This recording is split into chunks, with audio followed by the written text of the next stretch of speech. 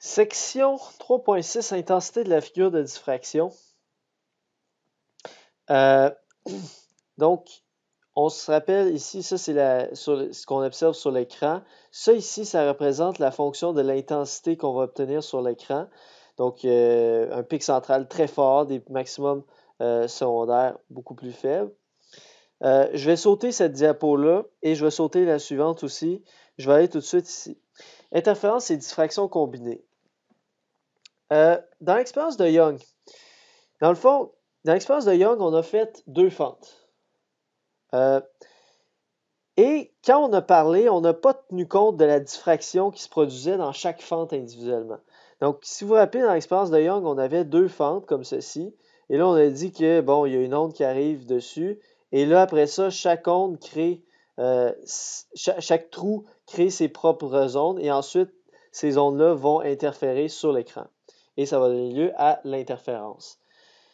Mais on n'a pas tenu compte du fait que chaque trou, donc lui et lui, chacun d'eux va faire individuellement de la diffraction. Parce que c'est un trou. Donc, un trou, dès que l'onde passe à travers un trou, ça fait de la diffraction. Fait que, ici, il va se produire de la diffraction. Ici, il va se produire de la diffraction. On n'en avait pas parlé de ça. Pourquoi? Parce qu'on ne peut pas tout parler en même temps. On ne peut pas à la fois introduire la diffraction et l'interférence comme en même temps. Donc, on a créé un ordre. On a commencé à parler, on a commencé à expliquer l'expérience de Young avec l'interférence. Après ça, on a montré qu'est-ce qui se passe avec une seule fente et on a vu que ça donne une figure de diffraction qui a l'air de ceci. Puis si on trace l'intensité en fonction sur l'écran, ça va avoir l'air de ceci. La fonction de l'intensité lumineuse sur l'écran. Mais là, maintenant qu'on a vu les deux, on peut les considérer les deux ensemble. Et en réalité, on n'a pas le choix de considérer les deux ensemble dans une situation réelle parce que les deux se produisent en même temps. Parce que même si vous voulez dire, moi je veux faire de l'interférence pure, ben c'est impossible. Parce que si vous voulez de l'interférence pure, ça vous prend quand même deux sources, deux trous qui vont eux-mêmes générer de la diffraction. Fait que vous n'avez comme pas le choix. Vous allez toujours avoir les deux phénomènes qui vont arriver ensemble. Vous allez avoir de la diffraction et de l'interférence. Alors, si on avait juste de la diffraction, autrement dit, si on utiliserait juste une fente, comme ceci. Si on utiliserait juste une fente, on envoie notre lumière là-dessus, ça va faire de la diffraction. Et qu'est-ce qu'on va observer sur l'écran? On va observer ceci. Je vais le représenter schématiquement juste en dessous ici. Donc, j'ai une tache brillante centrale. Ensuite, j'ai des petits maximums secondaires.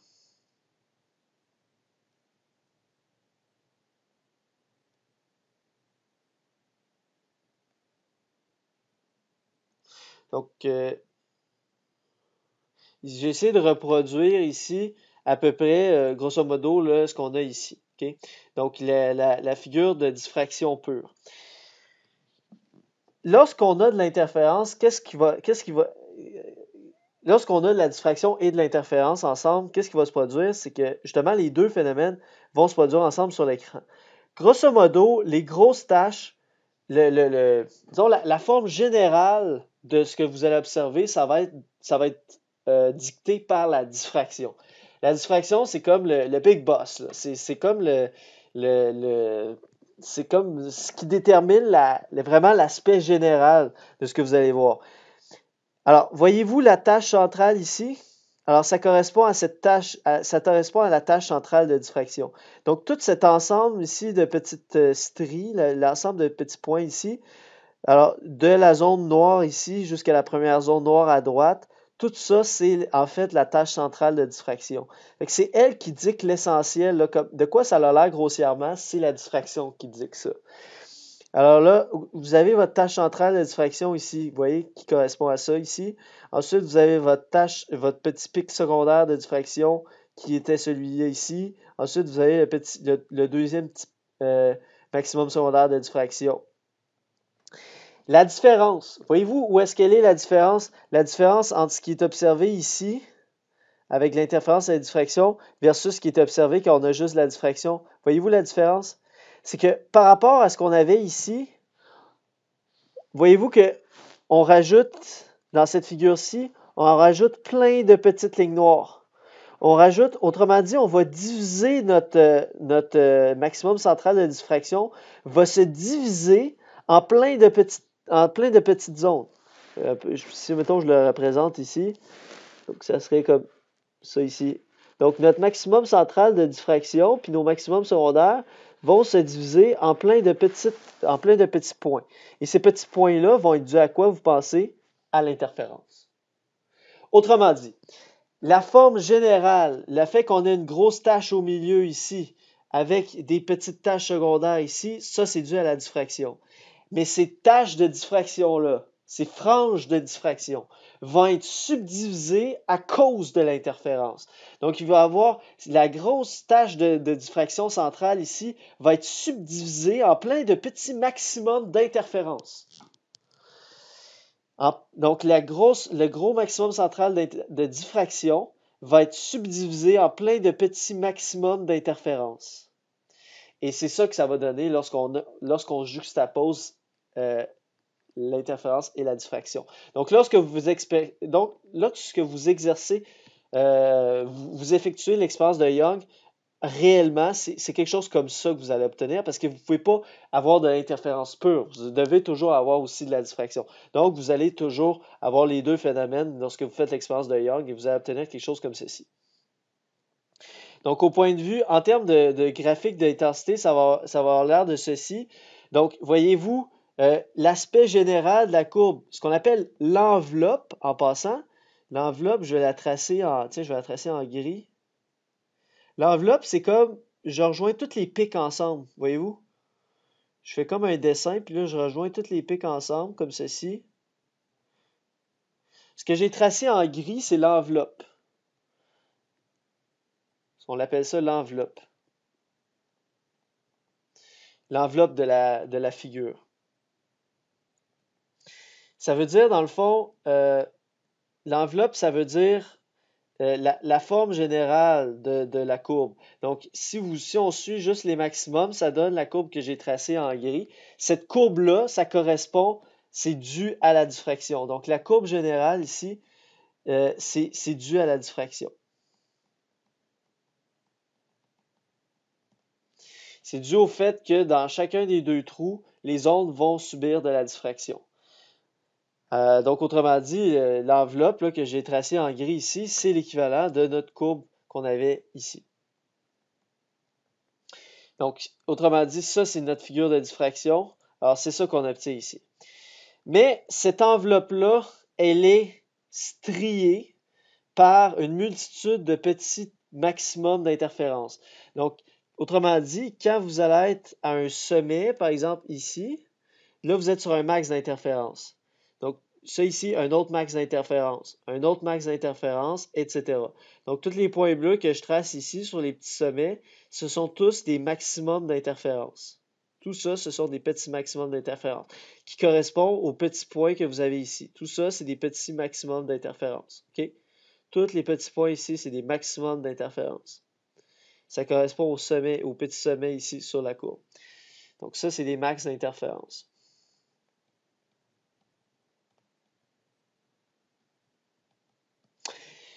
Et à l'inverse, quand la courbe elle atteint quand elle revient à 0 ici, voyez-vous, avant en haut, elle revient à 0. Avant en haut, elle revient à 0. Avant en haut, elle revient à 0. Alors, chaque fois qu'elle revient à 0, ça, c'est des minimums d'interférence que vous avez là. Donc, ça ici, les points que j'ai tracés en vert, ça, c'est les minimums d'interférence. Alors, dans le fond, les minimums d'interférence, c'est tous les points où ce que c'est noir ici, en deux lignes claires. C'est tous les petits points où c'est noir. Tout ça, c'est des minimums d'interférence. Donc, si on résume, qu'est-ce qu'on a dans le fond? On a une forme générale qui est due à la diffraction, mais cette forme générale va être striée par plein de petits maximums et de petits minimums d'interférence. Tous les petits points ici, ce sont dus au maximum ou au minimum d'interférence, mais les zones centrales ici, ce sont dues à la diffraction. Fait qu'autrement dit, ça ici, ce sont des minimums de diffraction. Les grosses zones sombres que vous avez ici, ça, ce sont les minimums de diffraction.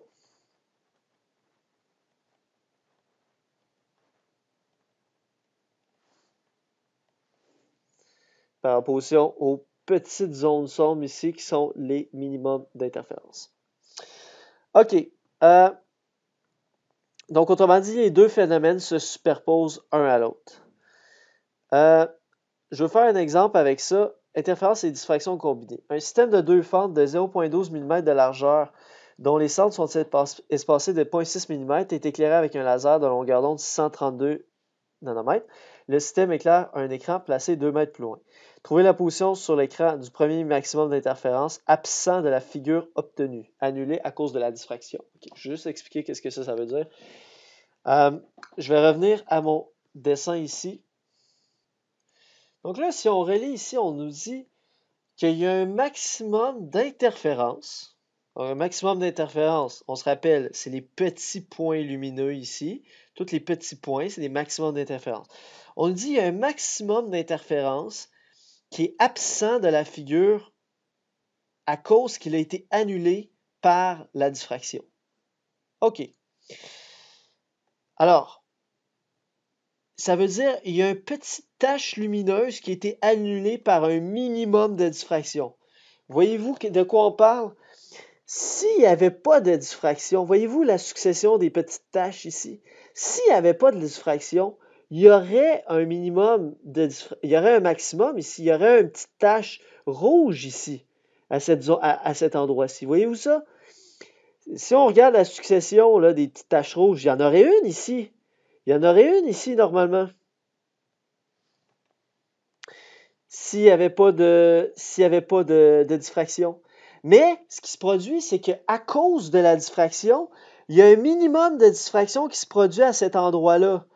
Donc, le minimum de diffraction va avoir le dessus. En fait, quand il y a un minimum, le minimum a toujours le dessus. Donc ici, par exemple, ici, on a un minimum d'interférence, ben, ça va avoir le dessus sur la diffraction, fait que ça va faire du noir. Dès qu'il y a un minimum, ça va toujours avoir le dessus. Ça va toujours créer une zone sombre à cet endroit-là. Peu importe qu'est-ce que l'autre phénomène produirait. Autrement dit, si, mettons, l'interférence, si ici, on est à un minimum d'interférence, ben, je suis sûr qu'il va y avoir une zone sombre à cet endroit-là. Peu importe ce qui se passe avec la diffraction. Inversement, ici, j'ai un minimum de diffraction. Je suis sûr que cet endroit-là va être une zone sombre. Peu importe ce qui se passe avec l'interférence à cet endroit-là. Donc, dès qu'il y a un minimum qui se crée à un endroit, peu importe que ce soit un minimum d'interférence ou un minimum de diffraction, on peut être sûr que cet endroit-là, il n'y aura pas de lumière. Ça va être une zone totalement sombre. Et c'est ça qui se passe. Donc, ici, on a cet endroit-ci, ça sera un minimum de diffraction. C'est-à-dire, c'est un minimum de diffraction. Donc, ça va annuler le maximum d'interférence qui est supposé être là. S'il n'y avait pas de diffraction, il serait là. Mais vu qu'il y a un minimum de diffraction, il ne sera pas là. Il va être absent de la figure obtenue. Donc, c'est pour ça qu'on vous dit que ce minimum-là d'interférence est absent de la figure obtenue. Même chose, ici, il devrait avoir un petit maximum d'interférence. Même chose ici. Même chose ici. Même chose ici. À tous ces endroits-là, il devrait avoir des maximums d'interférence. Mais ces maximums-là sont annulés par des minimums de diffraction qui se produisent à cet endroit-là. Donc, pas là, pas là, pas là, pas là, pas là, pas là. Voilà. Alors, c'est ça le phénomène dont on est en train de vous parler. Autrement dit, ça veut dire que on est en train de vous dire qu'à cette position-là, il se produit à la fois un max d'interférence et un minimum de diffraction.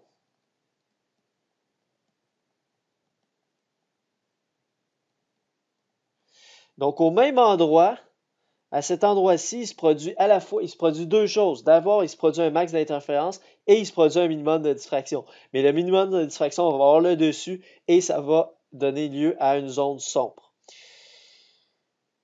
Et la question, je reviens à la question, maintenant que j'ai expliqué qu'est-ce qu'on voulait dire, trouver la position sur l'écran du premier minimum d'interférence absent, qui est annulé à cause de la diffraction.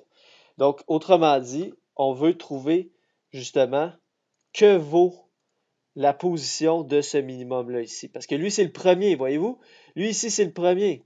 Tandis que lui, ici, c'est le deuxième. Lui, c'est le troisième. Okay? Donc, ici, on ne veut pas le deuxième ni le troisième. On veut savoir c'est quoi la position du premier minimum, le premier maximum d'interférence qui est annulé par la diffraction. Parce que, par hasard, il se produit au même endroit que le premier minimum de diffraction. Donc,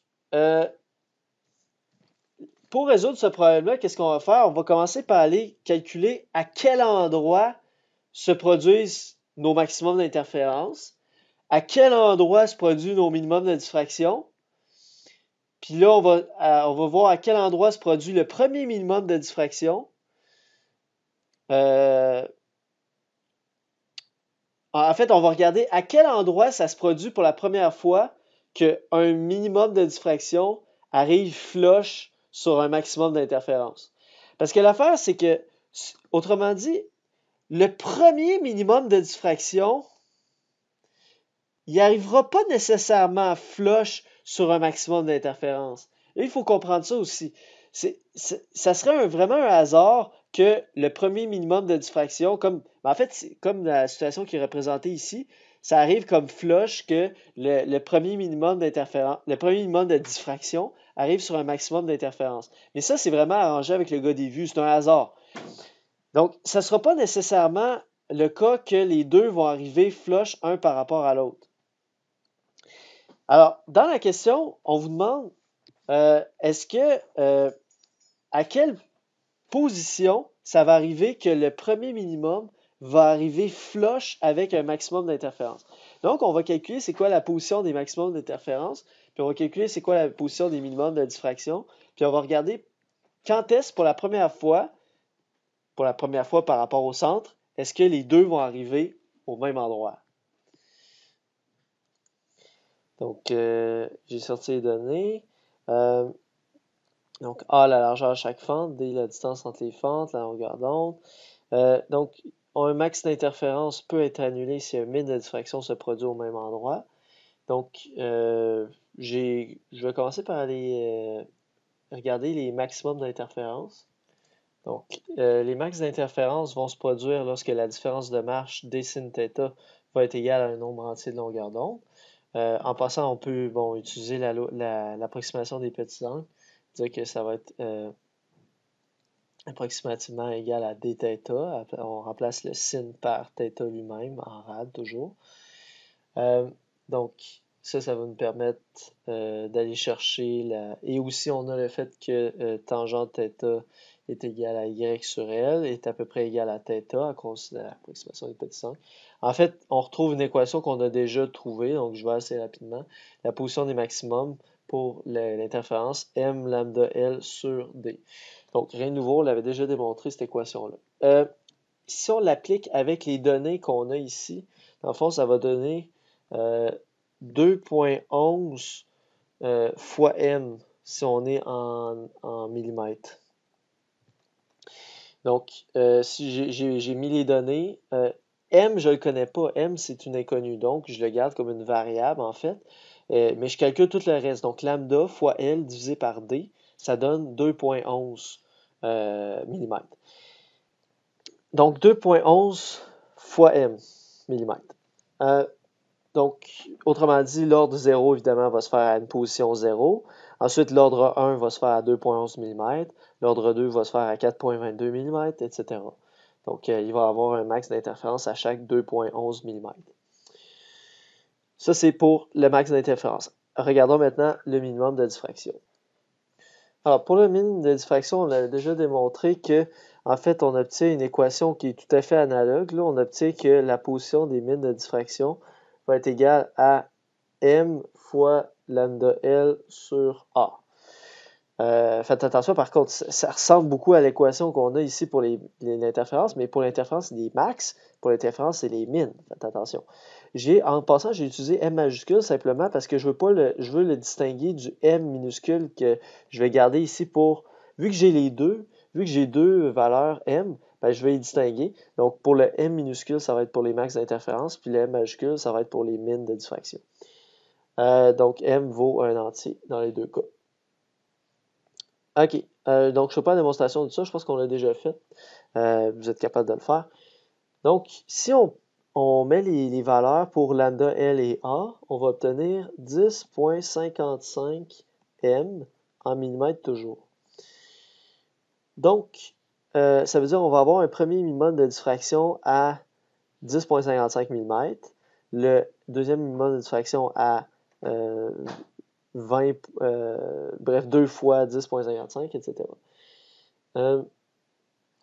Donc, là, il y a plusieurs façons de procéder. Soit on y va par essai-erreur. En fait, donc, autrement dit, on pourrait y aller simplement en allant chercher les positions de tous les maximums d'interférences, en tout cas les premiers, mettons les 5 premiers. Puis, mettons, on va chercher la position des premiers minimums de diffraction, puis on regarde s'il y en a qui donnent la même position. Ce serait une façon simple de résoudre l'exercice. Donc, si on fait cette méthode, on pourrait faire un petit tableau. Donc, ici, on a les max d'interférence. Pour m égale 1, on a 2,11 mm. M égale 2, on a 4,22 mm, 6,33, 8,44, 10,55. Puis on pourrait continuer comme ça. Arrêtons ici pour l'instant. Puis ensuite, on fait la même chose pour l'équation qu'on a trouvée pour les mines de diffraction. Pour m égale 1, on va avoir une position premier minimum de diffraction à 10,55 mm. Le deuxième minimum va se produire à 21,1 mm, etc. Tout de suite, on voit qu'on a une concordance. Donc, on a ici, vous voyez, le premier minimum de diffraction va se produire à 10,55. Et vis-à-vis le premier minimum de diffraction, on va obtenir un maximum d'interférence aussi à 10,55 cm. Vous voyez la concordance ici. Donc, autrement dit, le cinquième maximum d'interférence va être annulé par le premier minimum de diffraction. Maintenant, une deuxième façon de procéder serait de se dire qu'on va obtenir un minimum de diffraction sur un max d'interférence si, dans le fond, la position du minimum d'interférence est égale à la position du minimum de diffraction va être égale à la position du maximum d'interférence. Donc, pour le minimum de diffraction, on a trouvé 10,55 m. Et pour le maximum d'interférence, on a trouvé 2,11 m. Tout ça est en millimètres, les deux côtés de l'équation. Et là, on pourrait dire, dans le fond, qu'on pourrait faire un rapport de petit m sur grand M. Donc, si on envoie, dans le fond, le grand M de ce côté-ci, comme ceci, dans le fond, ça va faire en sorte qu'on va avoir 10,55 divisé par 2,11, ce qui fait un rapport de 5. Fait que là, ici, on peut voir que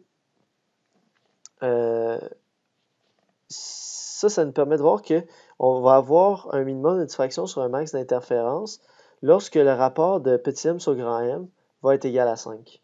Donc, c'est une autre façon de trouver la réponse. Peut-être, c'est moins itératif, c'est plus peut-être direct, là.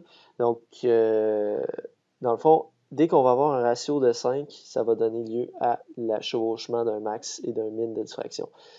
Donc, autrement dit, la première fois que ça va se produire, c'est quand grand M vaut 1, donc à son premier minimum. Fait que quand grand M vaut 1, ça va impliquer que le petit m vaut 5. Donc, le cinquième maximum d'interférence va être annulé par le premier minimum de diffraction. Donc, ça, c'est une deuxième façon de résoudre. Je vais aller tout de suite à la question C. Je vais revenir au B dans un instant. On dit quel maximum d'interférences seront absents de la figure obtenue? Quel ordre seront absents? De façon générale. Donc là, ici, on a trouvé le premier. Le premier, c'est l'ordre m égale 5. le premier ordre absent. Maintenant, on dit quel ordre en général vont être absents.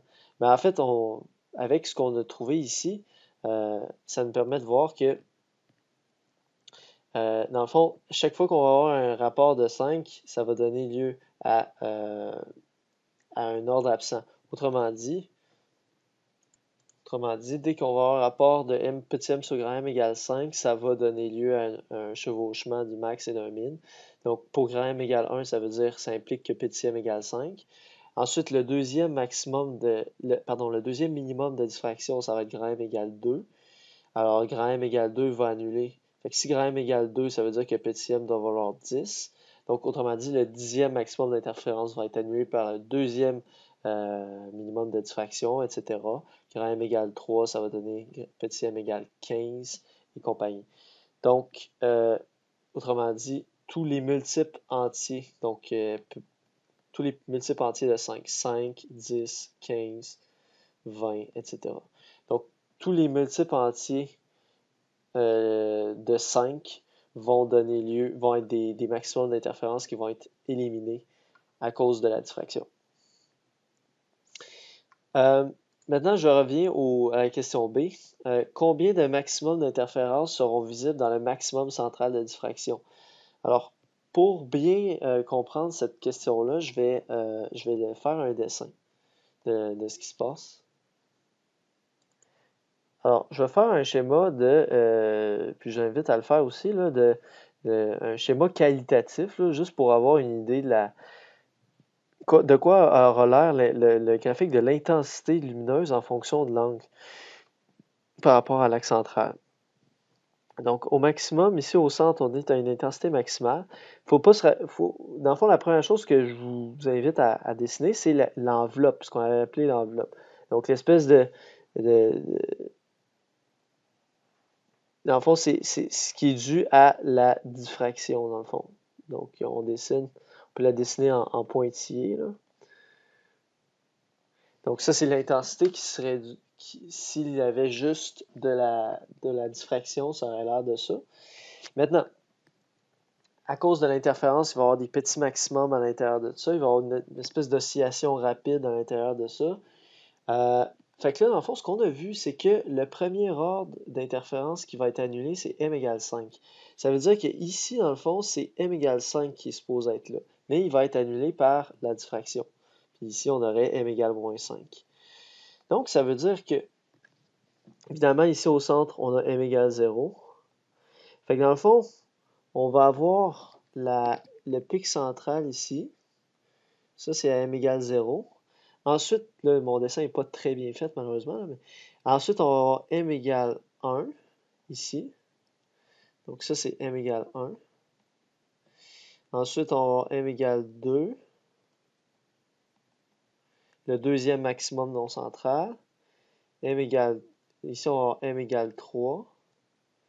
Ici, on va avoir m égale 4. Et ici, normalement, il y aurait m égale 5. Mais il va être annulé par la diffraction. Et bien sûr, on va faire la même chose de l'autre côté. Donc m égale moins 1, moins 2, moins 3, moins 4 et le moins 5 est annulé ici. Donc ici, on a m égale moins 1, m égale moins 2, moins 3, moins 4. Et le moins 5 est annulé. Donc, ceci veut donc dire... Ah oui, puis en passant, si on continuerait ici plus tard, il y aurait aussi d'autres oscillations comme ça. Donc, dans le fond, la question, c'est combien... Juste relire la question. Combien de maximum d'interférences sont visibles dans le maximum central de diffraction? Donc, le maximum central de diffraction, vous vous rappelez, dans le fond, c'est tout ce qui est entre ici et là. Ça, c'est notre maximum central de diffraction. Donc, combien de maximum d'interférences on a là-dedans? Donc, on en a 1, 2, 3, 4, 5, 6, 7, 8, 9. Donc, on en a 9. Donc, réponse, on a 9 maximum 9 maximum d'interférence dans le max central de diffraction. On a 9 maximum d'interférence dans le maximum central de diffraction, c'est-à-dire les ordres moins 4 à plus 4. Ce qui pourrait être votre erreur dans un exercice comme ça, ce serait de dire, OK, j'en ai 10. Mettons, vous allez dire, j'ai calculé 5, fait que là, je fais 10, 5 fois 2, ça fait 10. Non, c'est pas vrai, parce que d'abord, le cinquième n'est pas inclus, le moins 5 n'est pas inclus non plus. Fait que ça, c'est une première chose. Sinon, vous pourriez dire, OK, ben, le 5 est annulé, fait que ça va de moins 4 à 4, ça fait 8. Attention, ça fait 9, parce qu'il y a moins 4, moins 3, moins 2, moins 1. 1, 2, 3, 4, ça fait 8, mais il y a aussi m égale 0. Il y a aussi m égale 0 en plein milieu, qui fait un neuvième. Donc, il ne faut pas l'oublier, celui-là. Voilà qui termine la section sur la diffraction et l'interférence combinée.